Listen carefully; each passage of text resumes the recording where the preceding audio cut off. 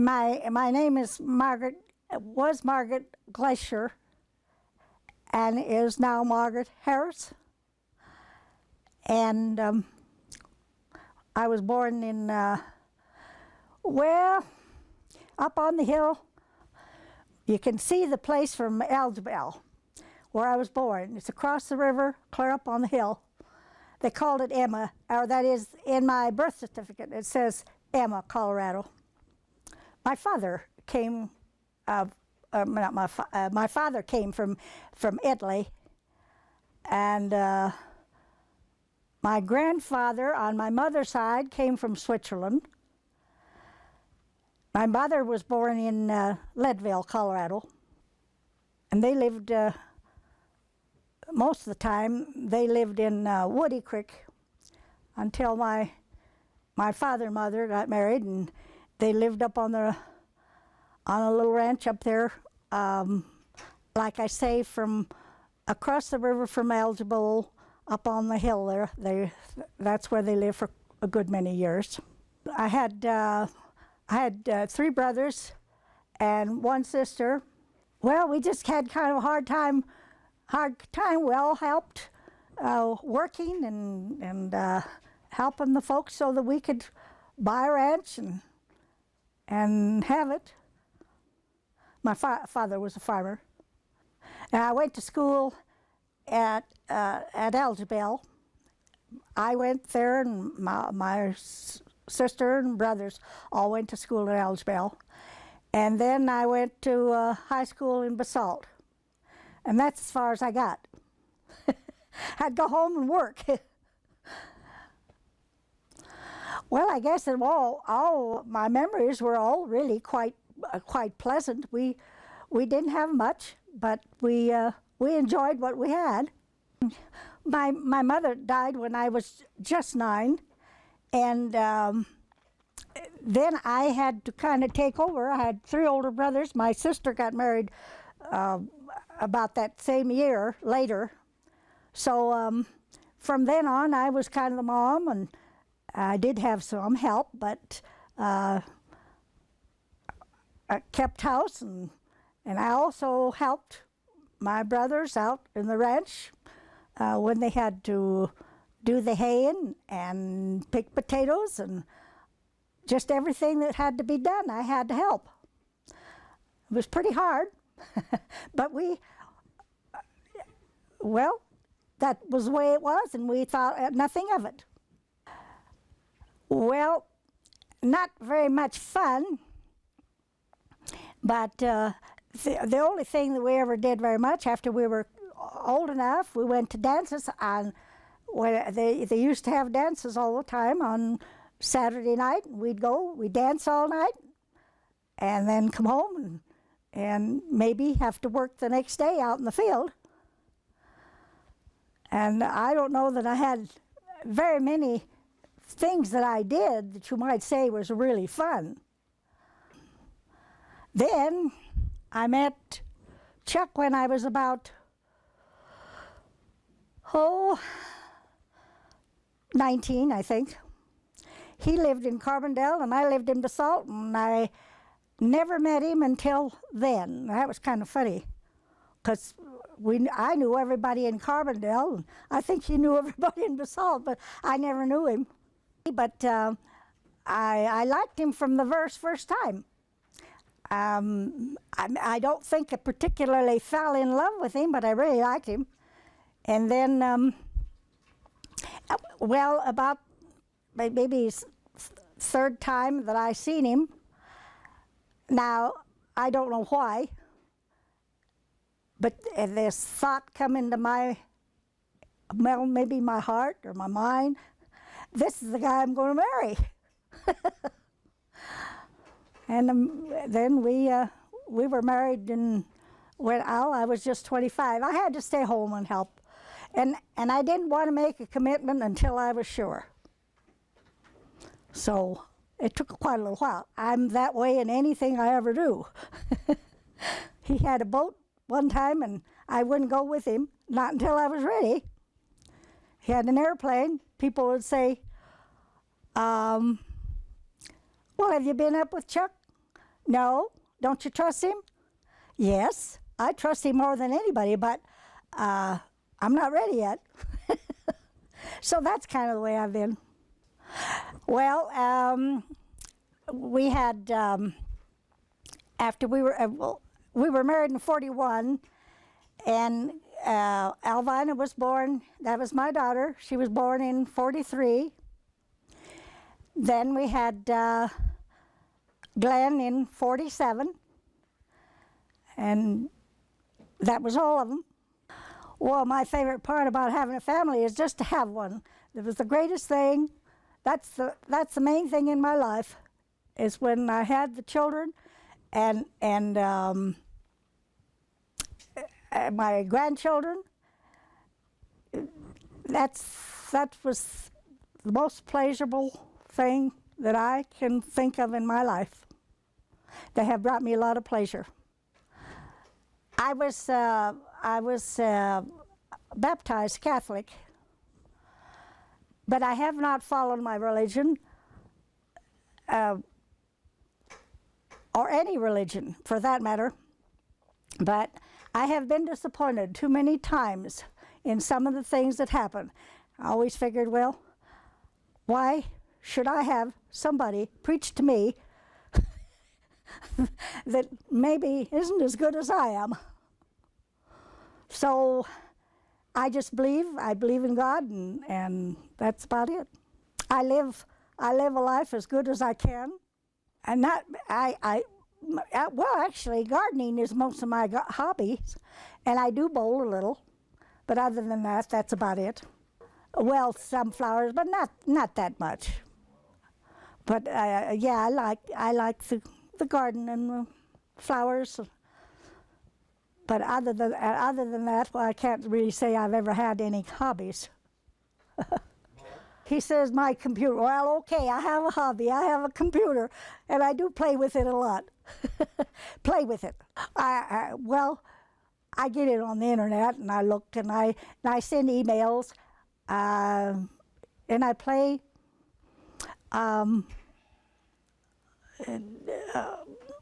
spider solitaire, which I like. I can spend quite a little time doing that. But I enjoy, mainly, I enjoy sending getting email from my grandsons and my grandchildren. Mm-hmm. What advice would I give him? Well, I really don't know. I'd just say just live as good a life as you can. Be honest, and that's all. I don't know anything else. Can't think of anything. Well, I don't know anything else to talk about. My name is Charles Harris. Actually, it's Charles Dixon Harris. I was named after my two grandfathers. Charles Harris was the first settler in the Roaring Fork Valley down here in this area. And my Dixon, part of it, was my grandfather who came from Sweden. And my grandfather Dixon, his name was August Dixon, and they didn't want to name me Charles August, so they named me Charles Dixon. And my grandfather Harris was the first white man to settle, actually have a homestead here in the Roaring Fork Valley, which is now the Cerise Ranch subdivision. And I was born on that ranch, and we lived there for probably about 5 years. And then we moved and went to Tulsa, Oklahoma, and it was there about a year or so, and then we came back to Denver. My dad was working for the Coleman Motors Corporation. And then we moved later to Littleton, which was handy after his job. And then he kind of wanted to come back over here, and they were over here visiting my folks. And Grandpa Dixon had foreclosed a mortgage on a ranch up here. And so we came back and took the ranch over, and that was when I was about 11 years old. And I've been here all the rest of my life. We were on the ranch until I was around 20, and we had milk cows to start with, and normal farming stuff. We raised potatoes and hay and grain, and of course we had some pigs and milk cows and a saddle horse, a team, and it was along about that time that we got into the sheep business, and we ran sheep for several years. And we had another place rented that was right next to us, and we got to counting up, or I was counting up, figuring how we were coming out. And I told my dad, I said, Dad, you'll have a lot less work if you just had the little bunch of sheep here on our own place, and I went out and got a job. Well, he didn't think much of that until he thought it over, and then he decided, yeah, by the time we paid hired people, a hired man and somebody to help herd the sheep in the summertime, why, it would be less work and as much money. So I went to work here and there, and I finally got a job grading road for the county. I graded road for the county for a year until election time came, and they changed politics, and of course my tenure at that time was over with. So then I decided that, well, I had horses, and with the sheep I got I got 3 horses, in fact, and used them for pack animals and riding stock. And then I worked for the Forest Service for 2 or 3 summers, and I went punched cows back on Thompson Creek Range and in the Coal Basin.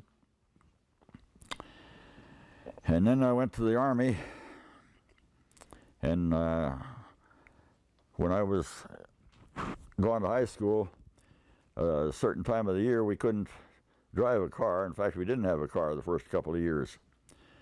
And a horse fell on me, slipped on ice and fell and busted my foot up. Then when we were in high school, it was in the spring, but the road had froze over enough that we could get out in the frost and back in on the frost.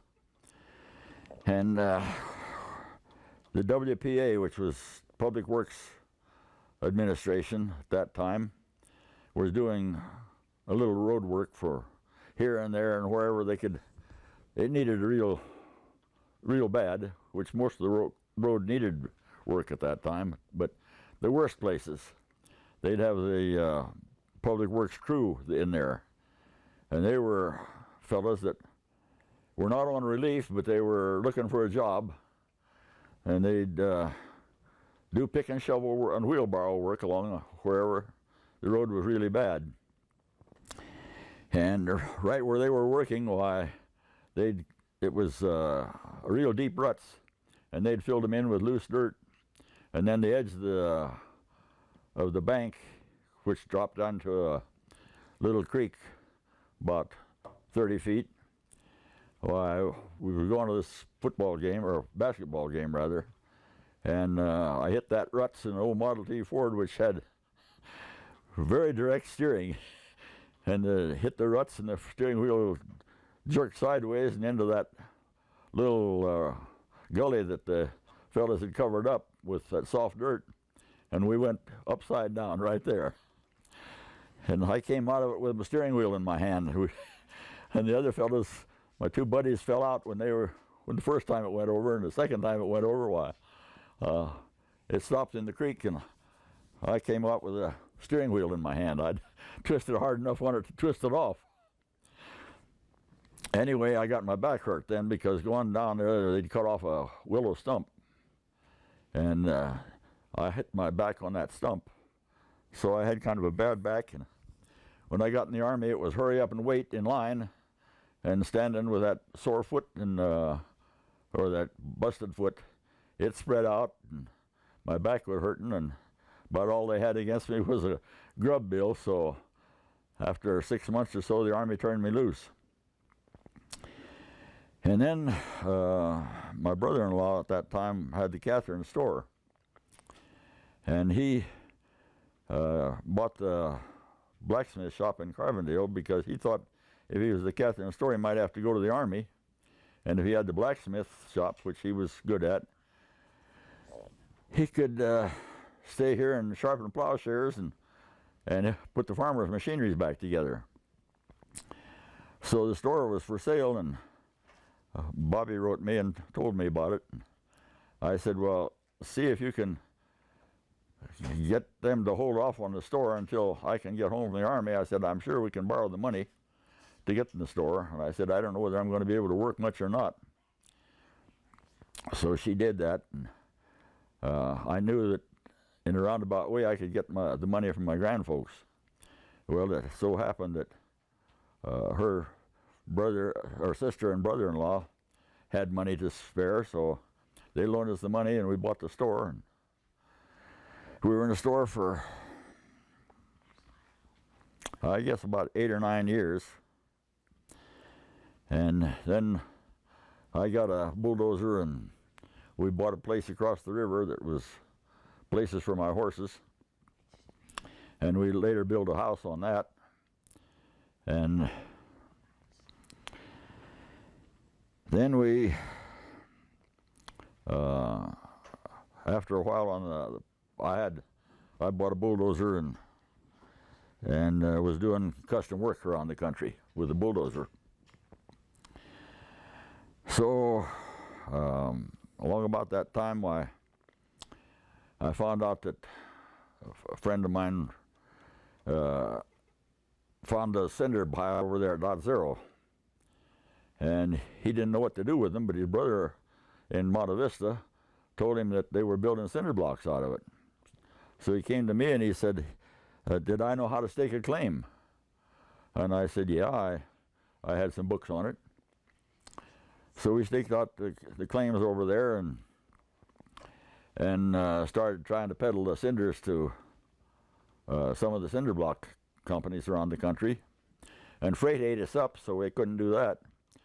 And there was a fellow from Denver that had a couple of trucks, and he found out about it, and he wanted to come over and truck cinders. And the only thing that we could do at that time was buy a block machine of our own and start building blocks, which were not regulations at that time. They were 4 inches thick, 8 inches wide, and a foot long. Anyway, he wanted a partnership deal, and we went into partners on it. And I found out that it didn't work out financially for me. So I told him we'd either buy or sell. And we set a price, and he decided he could make a lot of money with it, and so he bought me out, which I was happy for. And he went broke in a short time. So there was some fellows from Denver that were over there trying to grind up those lava rocks to make cinders out of. And so we took them, had a part of a pickup load of cinders, and we drove by their place and talked to them for a while and showed them what we had. And they never cranked another block or another rock through that after that, because it was so inferior to what they were getting. They were getting some lava chips, and we had really cinders that were primarily 100% obsidian. So we had the fella wanted to lease the cinder pit, which we did, and he had another fellow that wanted to get into it, and they had a a little block machine that didn't amount to much. And they were trying to build blocks and get straightened out. So his partner died in the meantime. He had some oil ground over around Fort Collins somewhere. At Gilcrest, actually, is where it was. And he had a restaurant there at Gilcrest. So when he died, the whole works was up for sale. And the buildings that they'd built there, which were rather crude and not adequate. But anyway, I bought out the partner, the end of it, and went into partnership with this other fella. And I think that from the very start, he figured that someday he was going to own the outfit. And he got to slacking off on what his end of the deal was. So I offered to sell out to him, and he took me up. So we sold out from that. And then I came back over here, and since I still had the bulldozer and so forth, I went back to doing custom work. And after that, I went to the desert in Utah prospecting for uranium. And I had a partner in that. And we had some stuff that looked good, but it didn't pan out. So I came back, and in the meantime, we had sold a store and built a house and moved across the river. And things kind of went from bad to worse, and I told Bobbie that let's buy the store back. So we bought the store back, which had gradually gone downhill ever since we sold it to him. And we rebuilt the store and had a good business going. And then Bobbie got sick, and I decided we'd sell the store and take care of her, and she said she didn't think she wanted to go that way. And I said, then we'll build a new store. So we built a new Catherine store, and it went from pretty good to a lot better. So we ran the store for a good number of years, and in 1972 we sold out. Figured we had enough we could get by on. We had enough dealing with the public and all. So we had this place already bought right here. There's 10 acres, and we decided we'd come up here and move in. And so I built a house and dug a tunnel back in the hill for spring water, which wasn't quite enough. So we got some surplus water from my nephew, or actually Bobbie's niece's husband. And we've been here ever since. After I built the house here, and there wasn't, well, things, I had time, and so I told Bobbie, I said, I'd like to get a bigger boat. And she said, if you do, you got to get a job. So I got a job with a friend of mine running a backhoe for him. And I ran a backhoe for him for 4 years. And I decided if I was going to do that the rest of my life, I'd get my own outfit.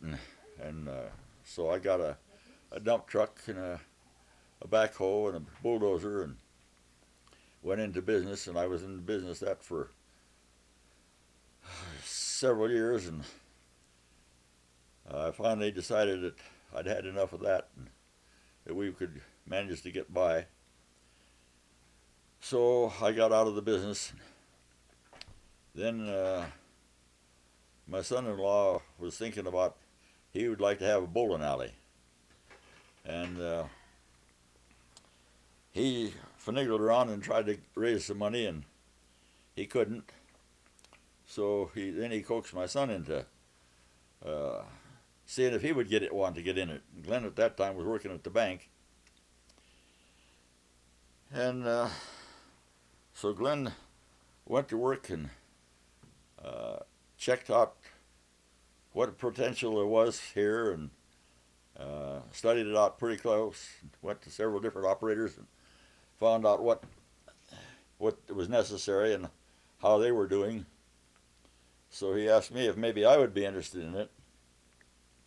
So I went into cahoots with the son-in-law and the son and myself, and we had the bowling alley built, and so we're still running the bowling alley today. I guess that's brings us up to date pretty well. Okay. Thank you.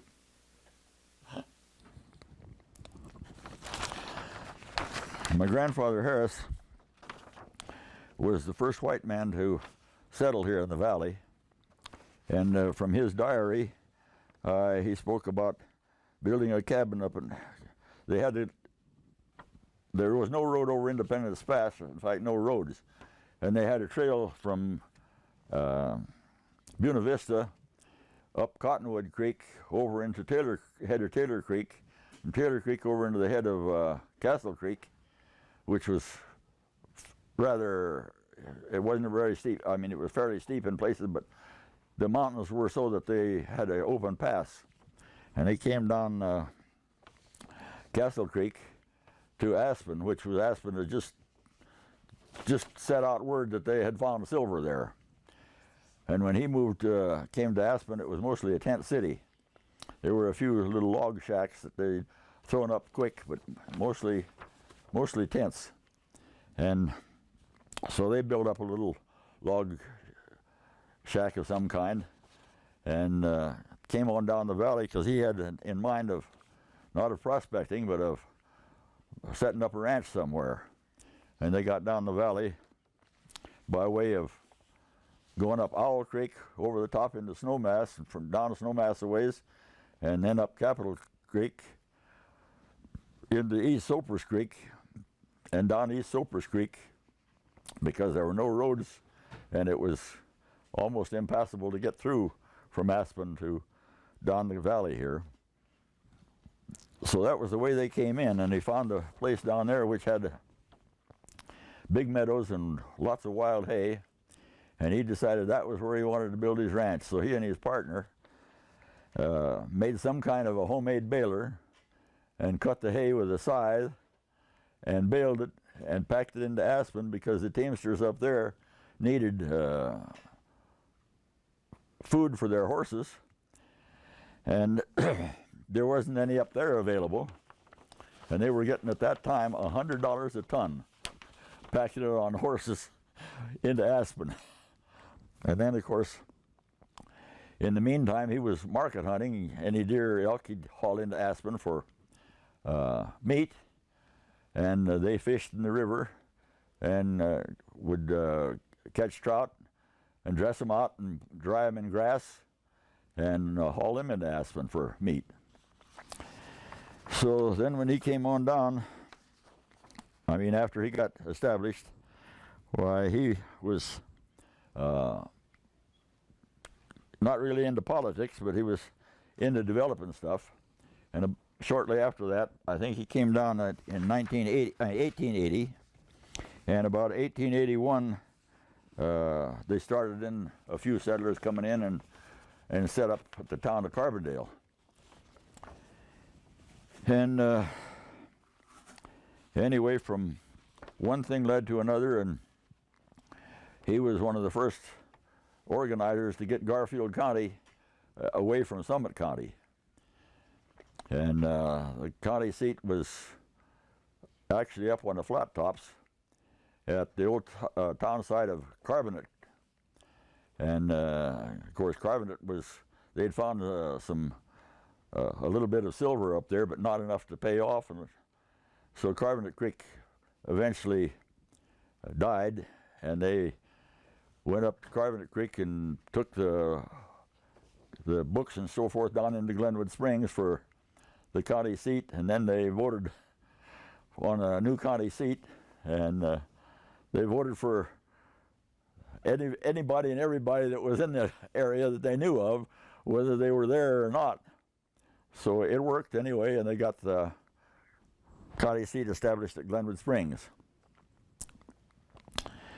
So that's about the end of the story. Well, we were born not very far apart, but it was enough to... Bobbie went to Basalt schools and I went to Carverdale schools. Actually, to start with, we were back in country schools where they didn't have but first to 8th grade and maybe 10 or 15 pupils to the whole school. So after we graduated from high school, why, through a mutual friend, they introduced us. And so we dated as often as I could get around. We had the sheep at that time.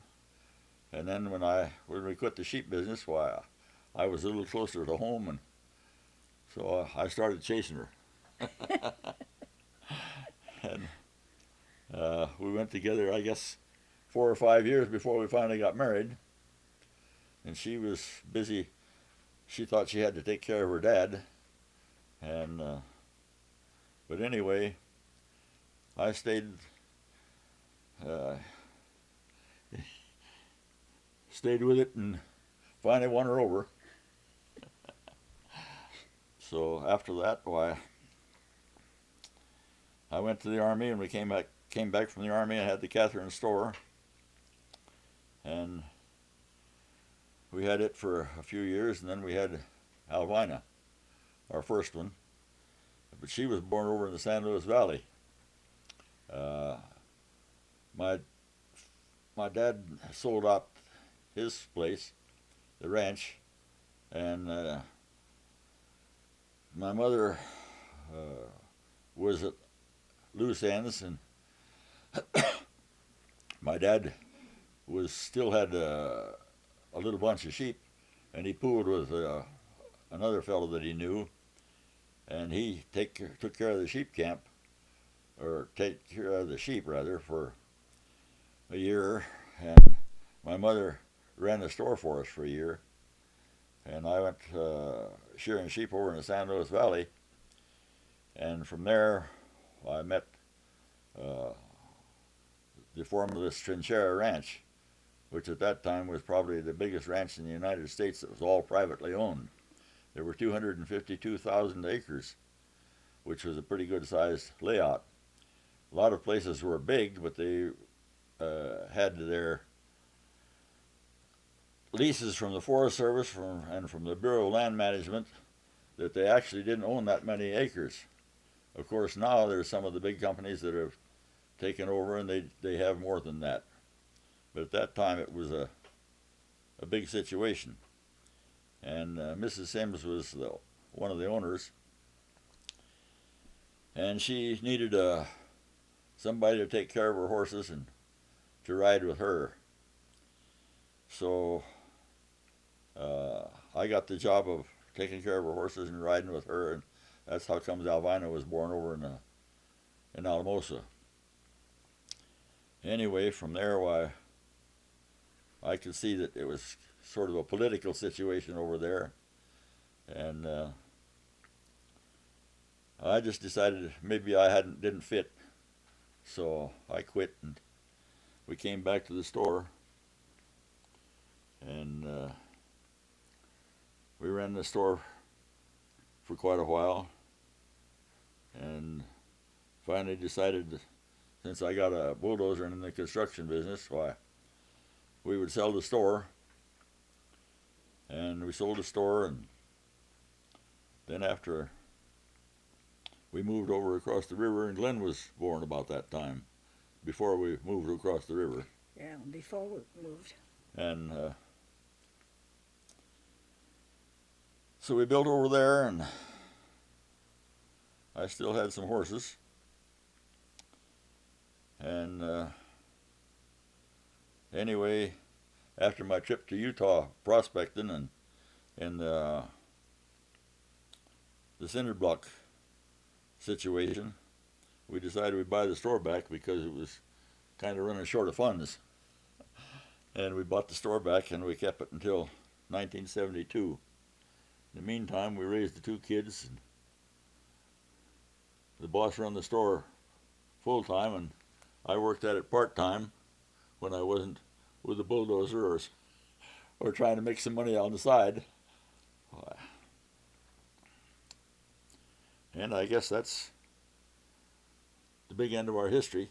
I guess. Anyway, we're still together after 64 years.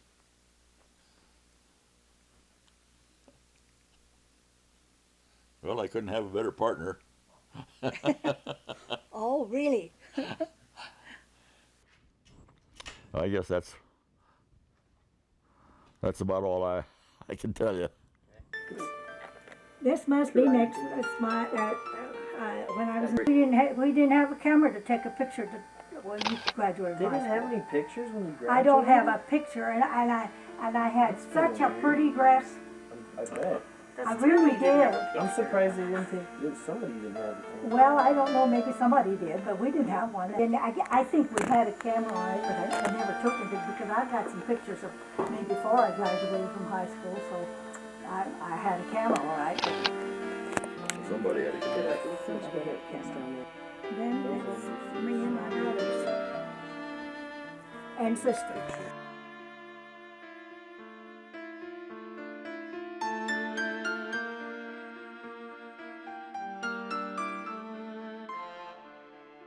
Now, and this is my dad. That's him though, isn't it? Oh, that's him.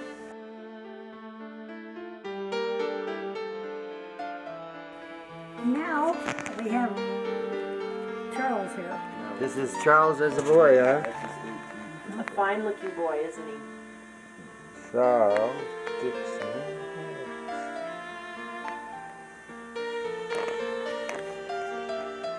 Nice duds, man.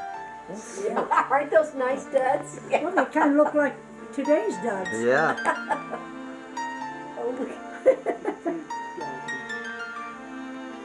You got grandma and mom. How much better does it get than that? Boy, they just hug you and Kiss ya. kiss you, Give me fresh tomatoes. give you fresh potatoes. Oh, My grandfather on the left, and then Alvina, and my grandmother, Luke, I got you this one. You talk about you. and my feel mother, good? This is like one. Oh, and yeah. my dad. This is me up here. This is my dad down here. Okay.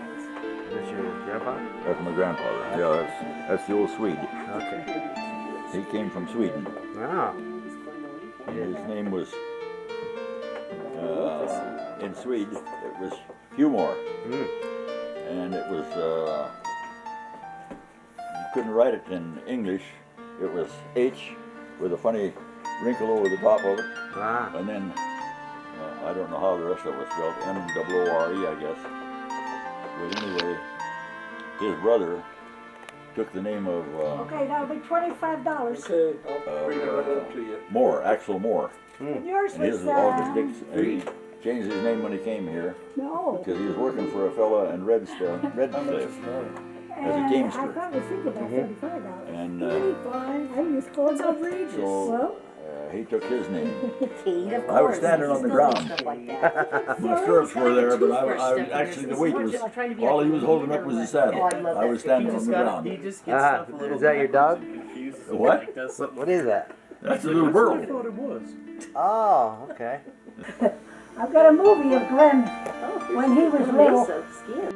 It showed how, There's Sam when he was a year old. well, I So don't know gotta whether it find was his smart baby or Gotta find his baby lazy, picture. but he had a little, what was it, a little It's good, tractor? better to, when you see this, Yeah. I gotta find this picture. And he had to mow the lawn, so somehow or another he rigged up this this little tractor, and the lawn was, the mower was the kind that you push, you know. It was a tote goat And that he was on. He had to, The toad goat. And he hooked this on to the mower, and boy, he was mowing the lawn. And some guy come by and he said, "Boy, that's being lazy." He said something like, "Well, It's using your smarts instead of your muscles.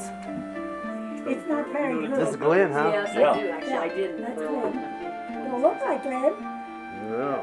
He No. used to be cute. That was when Yeah, he was like cute. a huge gap. Well, Yes. hey, I talk about cute. I think, where was Look at that this picture? Look at how old were you here, Glenn? He's I don't know. Look, about He must 5, have I been- imagine, maybe 6. look at Kate's Yeah, long 5 or legs. 6. It's barely fitting on Dad's. Look at that. That's Glenn There's Albina. his license. There's 5 generations. Wow.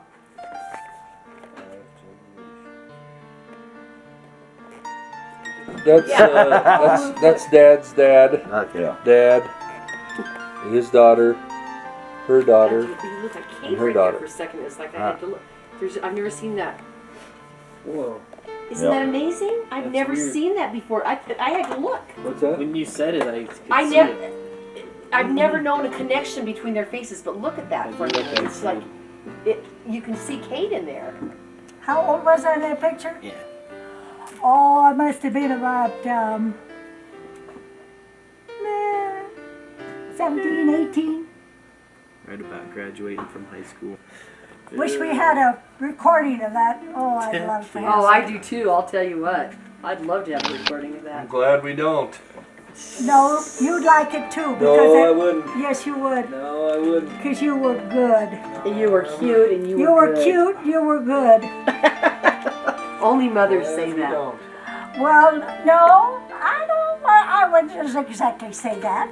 I've heard other people say that too. That he was cute Yeah. and a good singer. And a good singer.